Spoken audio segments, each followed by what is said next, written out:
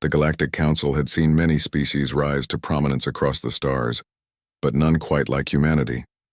They were unpredictable, emotional, and dangerously resourceful.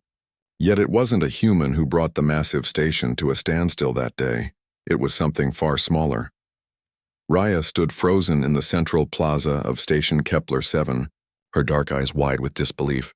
The announcement system crackled to life for the third time in an hour, and the same words echoed through every corridor, every docking bay, every diplomatic chamber across the 12-mile-wide structure. Bring her back. Bring her back. Bring her back. The voice wasn't threatening. It was small, desperate, and heartbreaking. It was the voice of a child. Mason pushed through the crowd of bewildered aliens, his security badge flashing as he reached Raya's side. His jaw was tight, his expression grim. "It's getting worse," he said quietly. "The Zelthran ambassadors are threatening to leave. The Korvax delegation thinks it's a human psychological attack." Raya shook her head, her fingers flying across her datapad. "It's not an attack. It's a cry for help." She pulled up the security feeds, rewinding to 2 hours earlier. There, Docking Bay 7. The footage showed a small Kixari cub, no more than 4 cycles old by human standards, slipping away from its guardian's hover cart. The species was rare, their children even more so. Kixari were one of the few truly empathic races in the galaxy, capable of forming deep emotional bonds that transcended language. "Where's the guardian now?" Mason asked. "Detained at customs," Raya replied, her voice tight. "Standard quarantine protocols." The cub's guardian tested positive for Rigelian fever. They were separated immediately. Mason's expression darkened. "How long ago?" 3 hours. The announcement system crackled again. "Bring her back, please, bring her back." Around them, aliens of dozens of species muttered in confusion and irritation. The Korvax, towering insectoid warriors, chittered aggressively. The crystalline lumini dimmed their bioluminescence in annoyance. But Raya saw something else in the crowd. A few humans, their faces softening with understanding. "It thinks she abandoned it," Raya whispered. "It doesn't understand quarantine or protocols. It just knows she's gone." Mason tapped his communicator. "This is Commander Mason Reeves, Security Division.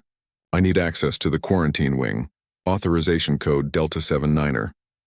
"Negative, Commander," came the response. "Quarantine protocols cannot be— Override it," Mason growled. "That's a direct order." Raya was already moving. The Cub hijacked the system from maintenance tunnel J14. It must have crawled through the ventilation shafts. She paused, pulling up another screen. "Mason, it's been modifying the message. It started with just sounds, then fragments, now full sentences. It's learning our language in real time just to ask for help." That stopped Mason cold. "In 3 hours?" "Kixari are empathic learners. Emotional distress accelerates their cognition." Raya's voice cracked slightly. "It's terrified, Mason. It's so scared that it's evolving just to beg us." For a moment, Mason stood perfectly still. Then he made a decision that would later be cited in at least 7 diplomatic incidents. "Come on," he said, heading toward the maintenance tunnels. "We're getting that kid." They found the cub in tunnel J14, exactly where Raya predicted. It was small, barely 2 feet tall, with soft blue fur and enormous eyes that reflected the dim emergency lighting. Its tiny hands were pressed against a jury-rigged interface it had somehow constructed from spare parts and exposed wiring. When it saw them, it didn't run. It just looked up with those impossibly large eyes and spoke in a trembling voice through the makeshift speaker. "Bring her back?" Raya knelt down slowly, making herself smaller. "We're going to bring her back," she said softly. "I promise." The cub's ears twitched. It understood tone, if not all the words yet. Mason was already on his communicator. "This is Commander Reeves. I'm authorizing an emergency medical transport from Quarantine Wing Delta to Maintenance Level J. Yes, I know the protocols. Yes, I'll face the consequences. To it now." 8 minutes later, a medical team arrived with the cub's guardian on a sealed stretcher. The Kixari adult was conscious but weak, her fever-bright eyes searching frantically until she saw the cub. The little one made a sound, something between a chirp and a sob, and scrambled toward the stretcher. The medical team started to intervene, but Raya held up her hand. "Let them," she said quietly. The cub pressed its small body against the transparent barrier of the stretcher, and the guardian placed her hand on the other side. Even through the quarantine seal, the change was immediate. The cub's trembling stopped. Its breathing steadied. Curious, one of the medical officers muttered, a velox with multiple sensory stalks. The cub's stress hormones are dropping rapidly. The guardian's fever is also decreasing. Raya nodded. Kexari bonding has physiological effects.